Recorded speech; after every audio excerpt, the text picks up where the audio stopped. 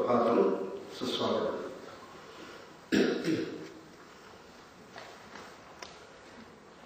Raja Yoga is a name given by Swami Vivekananda for Patanjali Yoga. It is the one famously known as Yoga in the Parampara. One of the 6 darshanas, Shad darshanas. Yesterday we saw that Raja Yoga consists of 8 limbs divided into 2 parts, Bahiranga Yoga and Antaranga Yoga.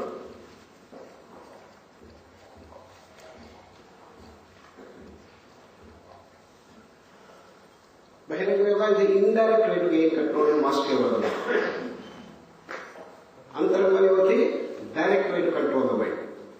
The goal of Raja Yoga is to gain mastery over the mind. Chitta Vritti Nirodha. Gain control of the Chitta Vrittis.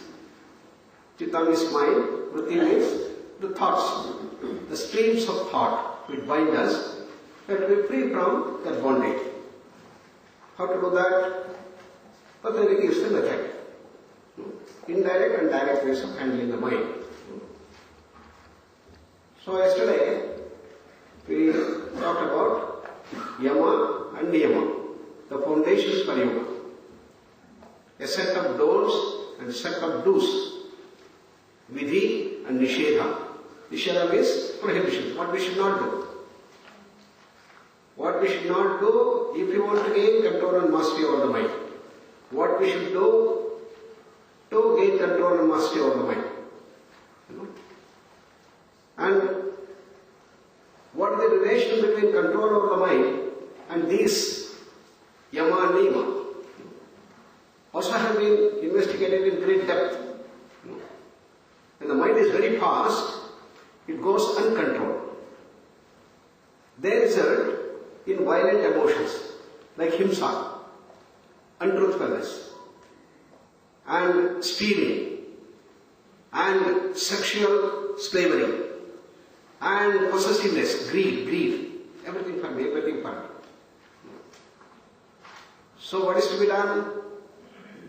To gain control and mastery of the mind, these violent emotions have to be brought under control.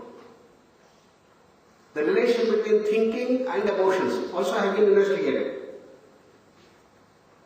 That when the thoughts get speeded up, they become emotions. In modern science we know that when you go on and increase the frequency of the electromagnetic waves, go on doing it, it gets solidified. And initially it becomes very powerful. If you look at the spectrum, electromagnetic radiation, you have Vidya, violet, indigo, blue, yellow, orange, red. This side is ultraviolet. Then you increase the frequency further, it becomes X-ray. Still further, very fast, it becomes cosmic rays. With more and more power, more and more energy packed into it. When you increase it further, it becomes solid. In the same way here, when the thought becomes very fast, it becomes emotions. Kama, Krodha, Lobha, Moha, Mada, Matsarya. The violent emotions. Therefore, there is an innate connection between the emotions and the thinking.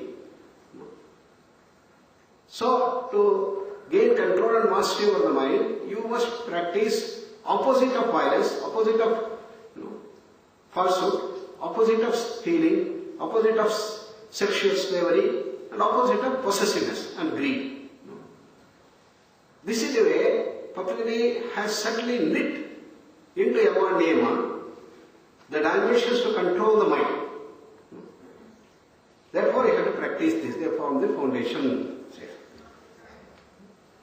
And we also understood yesterday the difference between freedom and slavery. Just allowing your senses to rule over you, just allowing your mind to rule over you is no freedom. But it is a way by which you gain control and mastery over the body, over the mind, over the emotions, over the intellect. For that you have to go in a very systematic way. Moderation is the key. excesses have to be reduced. Because excesses means violence. Violence means excessive speed of thought. Excessive speed of thought means uncontrolled mind. To reverse the process, you have to slow down the mind and do that. Niyama. Niyama are the positive virtues. And they help us to channelize the energies and to gain mastery over the energies and the mind. Shaucha, Santosha, Tapas, Swadhyaya, Ishvara Pranidhanani, Niyamaha. So how to develop that? Not with the use of great will or force. Nahata, Nabarat, have been the injunction. But in a very subtle way, very intelligent way. Otherwise, they will start getting suppressed and they will have a boomerang. So it will work in a very subtle way. So move from gross to subtle. Slow and steady wins the race. Is always doing yoga. Little by little, little by little. You must be able to put all your things into it. Contentment, santosha. If you want to practice one yoga, then you practice santosha. That is the totality of yoga, I can say. Some people ask what asana I should do. You say asana is a very small part, physical thing. Practice santosha. Practice contentment. Practice joyfulness. Smile on the face all the time. Happiness, happiness, happiness all the time. That will lead you to the bliss inside. Deeper peace. That's what it will do. So there are great Maharshis who took one of them and reached the highest.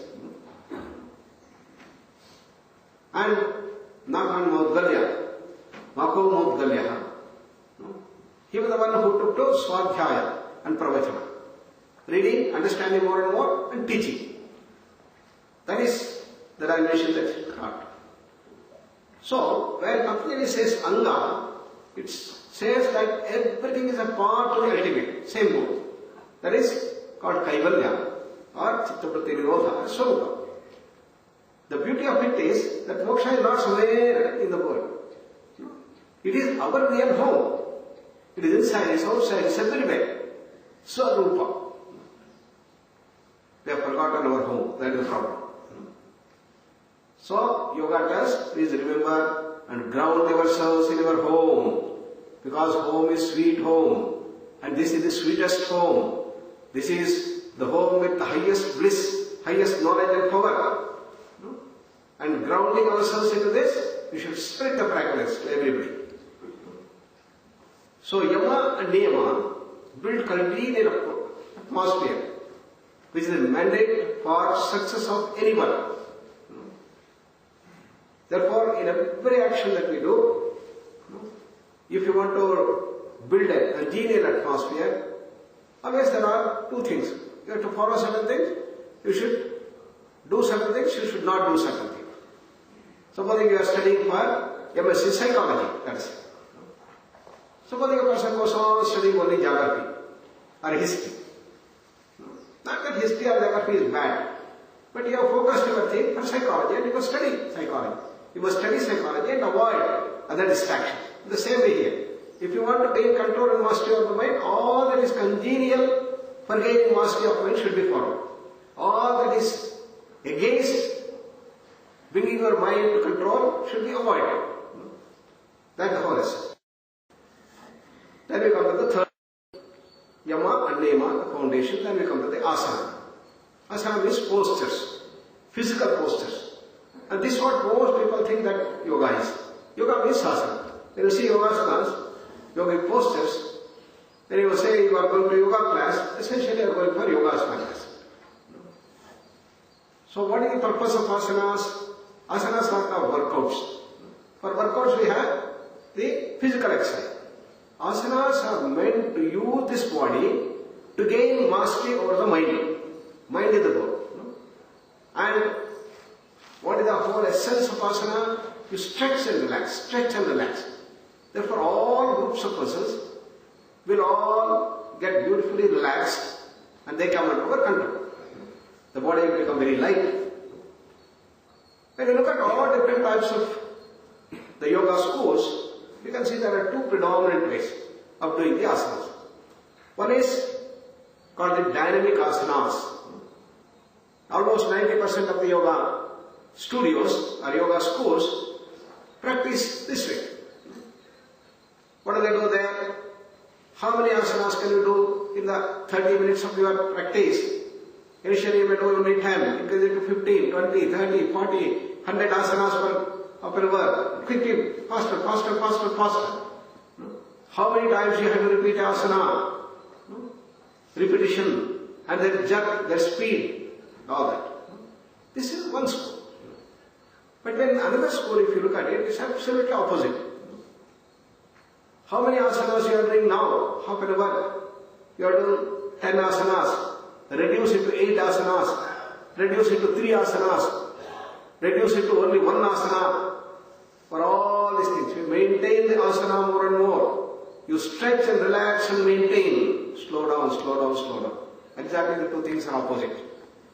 Therefore, always there used to be a quarrel earlier times that the people who practice dynamic asanas would say, what type of lazy things you are doing? You know, slowly go there and sit there as a lazy fellow.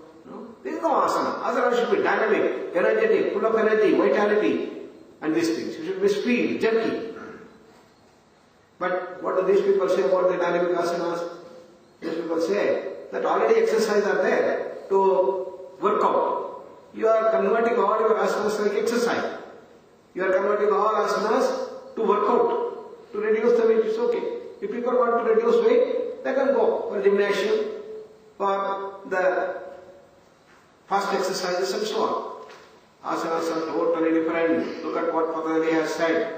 Prayatna shaikilya ananta samapatibhyam sthira sukham asanam. Asana is to stay in a single position for a long time, effortlessly, blissfully, happily. This is what you have to follow. Then it becomes asana. Otherwise what you do is not asana. What you do is only exercises. What you do is only workouts. That is nothing to do with yoga. So both the system quarrel. Then which is correct, which is wrong? Both are correct. Why? Both the systems have their own role to play. The dynamic asanas are meant to cut down our tamas. Just like when you do exercises, you do little warming exercise. In the same way, you do dynamic asanas to loosen your joints, to warm up, so that your asanas will become better. So it cuts down the tamas. It is meant to shatter the tamas. Tamas is laziness, lethargy, drowsiness, sleepiness, stiffness, ignorance. It all has to be broken. You need fast. Suppose the person is already very lazy, lethargic and drowsy. You ask him to do shavasana. So what is going to happen? You know. So what is needed is dynamic asanas, repetition, fast, speed. Come on, do it faster, faster, faster. Then he will wake up. So when he wakes up with all energy, dynamism and fastness down, then just take him to sattva. So the excessive speed of mind will be brought under control. Silencing of the mind, manaprashamana is going to take place. Therefore both of them have a role to play. Both dynamic systems and relaxing postures. Dynamic asanas are developed based on the Hatha Yoga. And the relaxing postures are developed based on Patanjali Yoga Sutras. And here we have adopted both. We use dynamic asanas for a short while and then go to the relaxing asanas. Yogasana classification. How do we classify asanas? 3. Relaxation postures, meditative postures and cultural postures. All those asanas which bring relaxation. Shavasana, Makarasana, lying down. Postures and lying down on the back, lying down on the abdomen, Makarasana, crocodile postures, they are called relaxation postures. Automatically by going into that asana you get relaxed. Then there are meditative postures, Padmasana, Sukhasana, Vajrasana, Swastikasana, Siddhasana. All these asanas are very congenial for meditation. Therefore they are called meditative postures.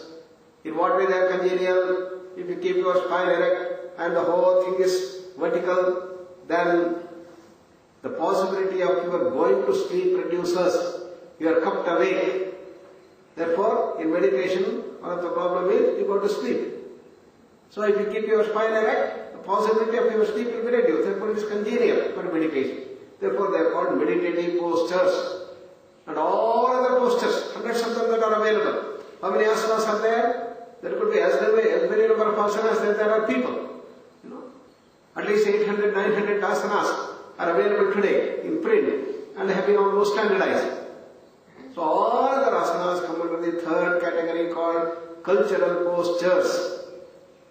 What is the purpose of cultural postures? They will culture our personality. And another classification is standing, sitting, prone and supine. No? Asanas being done while standing, while sitting, while prone. Lying on the abdomen is called prone posture. And lying on the back is called the supine postures. No? You have two classifications. What are those cultural postures? Why are they called cultural postures? They can turn around your personality. And a person who is very shy and a little lazy and he is a submissive child, always his head will be down, his bend will be like this, and he is not going to face the world. He will be away. Always he go to the last benches, he never comes front. One category of children. What is to be done? You have to give them the postures which will remove that shyness, remove that diffidence and bring out the energy. Therefore there are asanas. They are called bhujangasana. Know the serpent posture in which you turn. And all back bending postures will help to overcome that shyness, overcome these things. Start giving them, the personality will change. In our 10 days personality camp here, this is what we do. All those children who are very shy and they don't want to mix with the team, don't want to come forward. Further what we do, we give all back bending postures. Bhujangasana, Ardha Ushtrasana, Ushtrasana, Ardha Chakrasana, all the back bending postures. Then the spine is stretched up and they start overcoming that. You will see a miraculous change. Then the parents come after 10 days, they see their boy who was so shy, he has gone to the stage and beautifully enacting with the team and all wonderful things have happened. In such a short time, 10 days, how that happened? That is the wonder of this cultural posture. Similarly, there are children who are rebellious children, they are called. Two personality traits of children. What is the second thing? Always they are like this, very egoistic. They are always thinking that I am top of the world. Everybody should hear me. And they become A-type personalities. And what is to be done? Humility has to be brought. So what are the postures done? Reverse, front bending postures.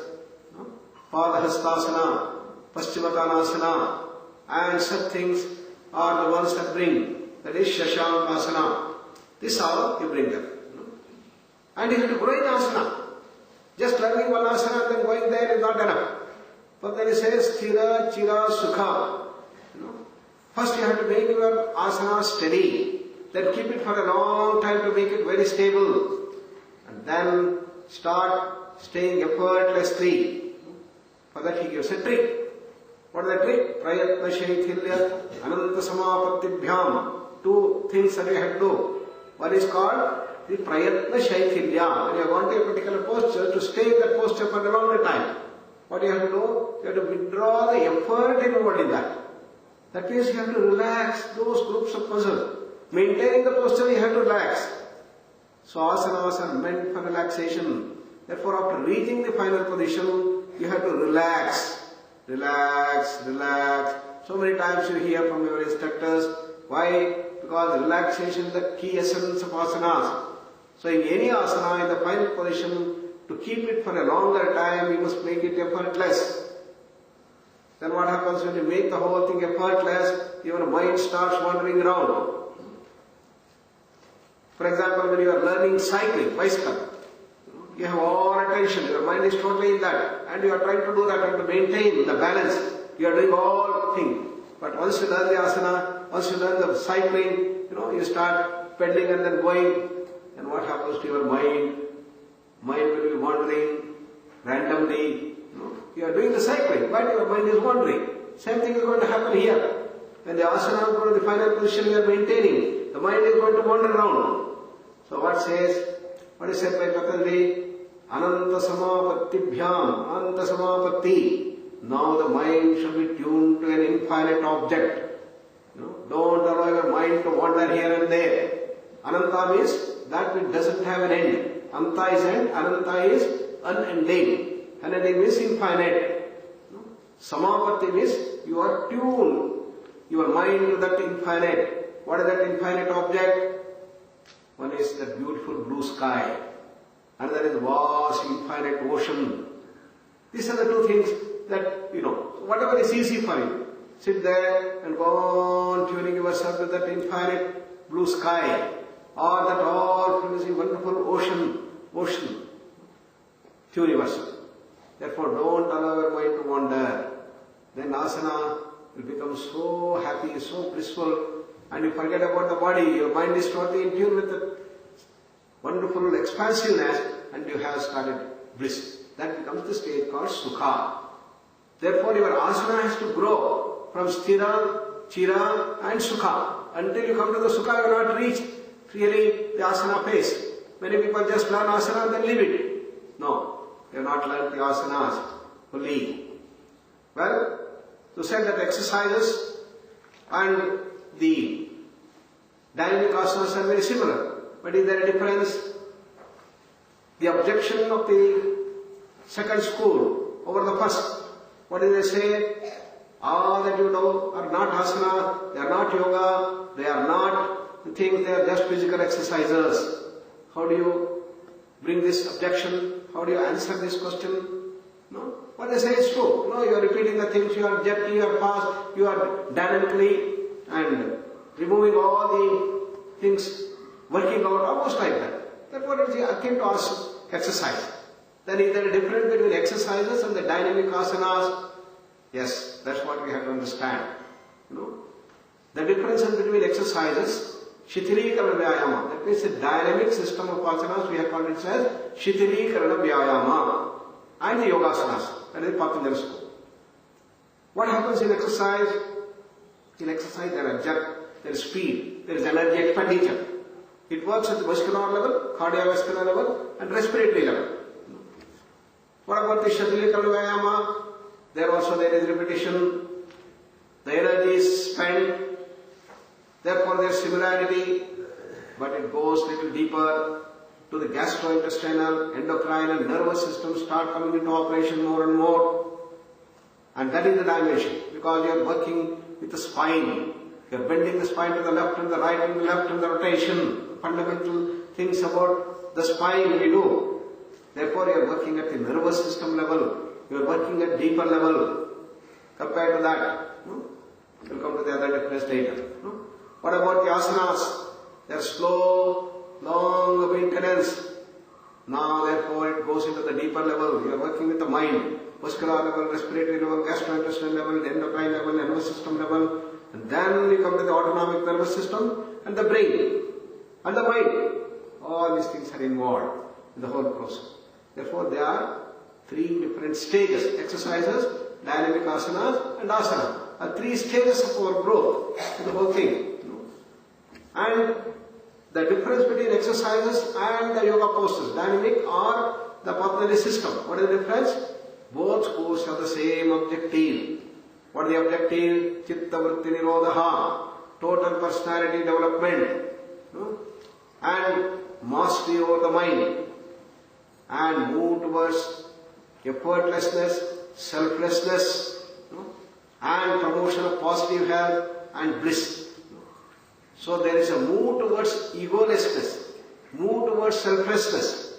Whereas you are doing exercise and you want to win the race, your ego is increasing, your selfishness is increasing. I want to make good money by taking this as a tool. But whereas here the objective is totally different.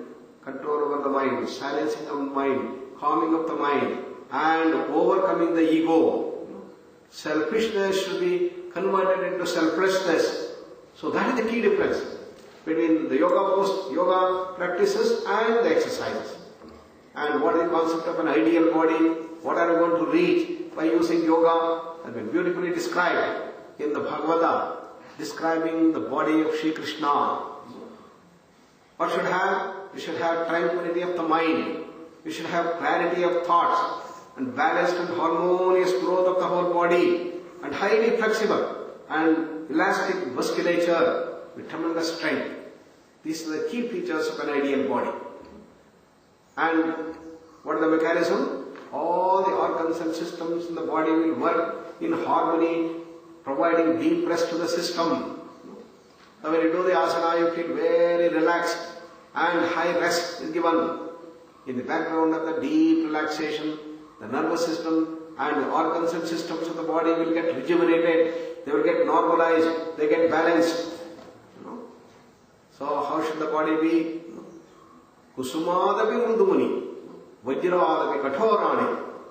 It should be softer than a flower when in rest. But when there is a need, your body should become dynamic, full of energy, vitality and strong like a diamond. That was the body of Sri Krishna.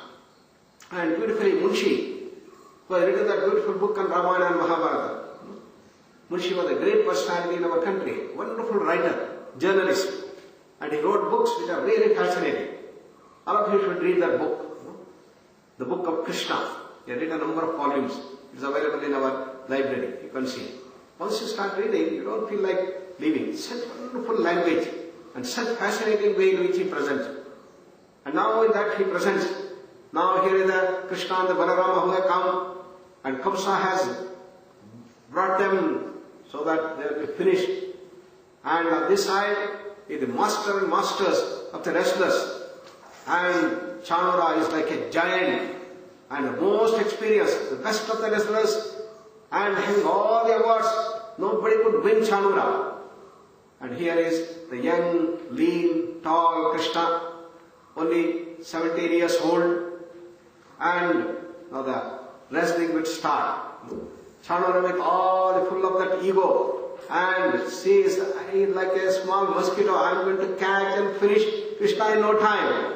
He assured Kamsa, don't worry, in no time Krishna will be finished. All the people also thought so.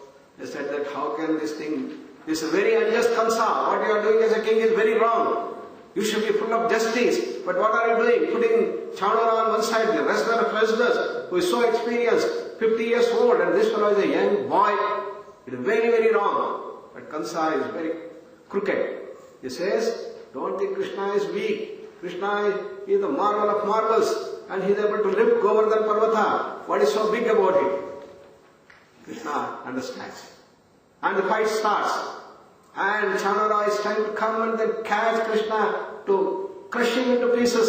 Like this, he is coming and hitting. But Krishna is so dexterous, so full of speed and vitality and sensitivity, smiling and smiling, he just escaping from every end, running fast here and there. Chanura is trying to catch him. No? 2 minutes over, 5 minutes over, 6 minutes over, 10 minutes over, 15 minutes over. And Chanura running faster and trying to do that. His very weight is weighing on him and he is getting perspired, getting very angry. What is this young fellow? I am not able to catch him. And he is moving faster and faster. And it's almost half an hour. Krishna is smiling, joyfully, enjoying and relaxing and teasing. And Chanura is not able to do that. Now Krishna sees an opportunity that the leg of Chanura is little back because he had a hit earlier. Taking that advantage, he just puts a leg into that and Chanura tumbles down like a big mountain coming down. Then he must see the strength of Krishna. He jumps on his chest and holds that fist and puts in the correct marmasthanas. He knew and the mountain of the Chanura is crushed to pieces. Vajradapi kathorani. This is the beauty of the body. How should we have our body? Full of calmness, relaxing, like a soft, like a flower. But when needed, it should be hard like a diamond.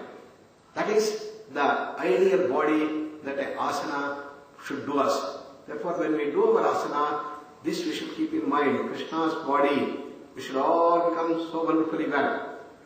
So let's contemplate on these thoughts. Sit straight, eyes closed. Take a deep breath and slowly breathe out.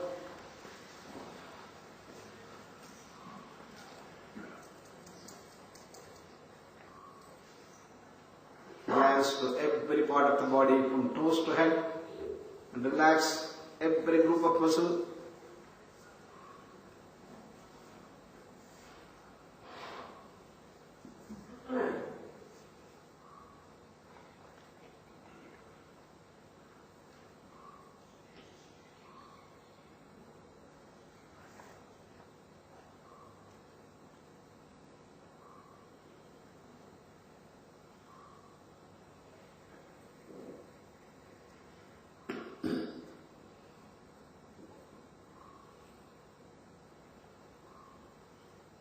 Relax your facial muscles.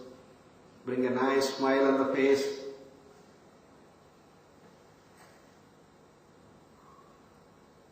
Relax all parts of the body. Relax, totally relax. Beautiful smile on the face.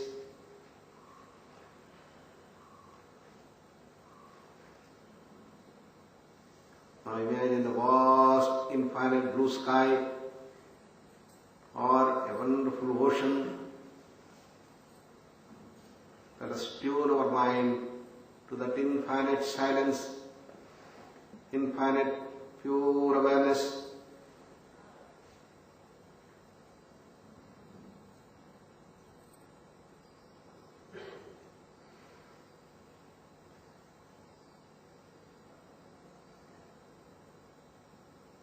Go deeper and deeper and wider into that all pervasiveness,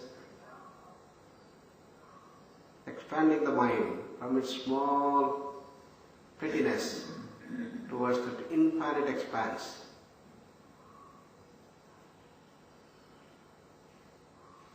The mind becomes calmer and calmer, becomes more and more silent,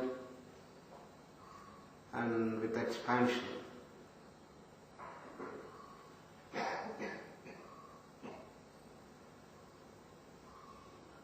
Expansion is life, contraction is death, said Swami Vivekananda.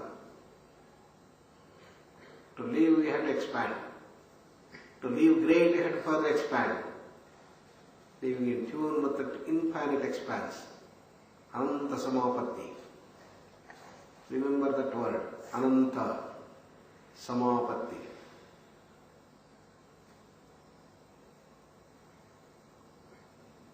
Vast infinite ocean and sky.